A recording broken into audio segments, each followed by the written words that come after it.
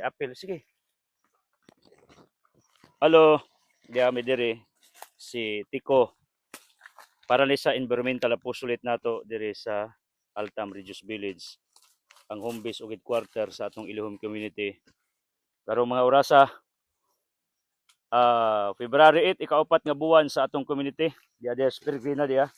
Tanawan ning mga adunahan sa hagna akong gida diri sa Lasang karong orasa. Kay gipatanom og bago. Salamat kasi tag Genesis. Si Rupino Ulair. Rupino Uler, imong igsuon. Brother. Brother, wow. Mao ni akong gipangita sa taas ka panahon asa kog binhi. Pila ka tuig usa gitubag karon pa. Wow. Okay. So dear Brad, ikaw tisok Brad. In honor of the Mother Nature, amping mo kay talinis ning dates, kari dia. Dates kana.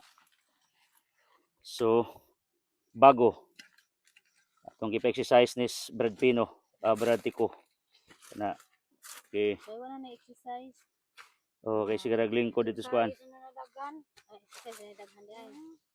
Ah, Dito sa kuan. Ilang konbento, kuya walang balay kamar konbento dito sa kuan. Na anad kayo. Mao man na ang dapat binahart. Sa sud ka mo kuha og ipang Agaho ka di mo kusod, bro. Bisag dira. Apasan na to. Apasan na to.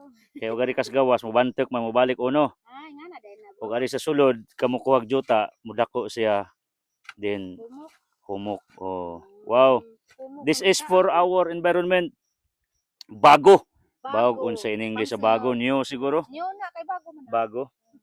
So salamat sa donor ani, Rupino Ulair o Bunga Ilaya. Okay.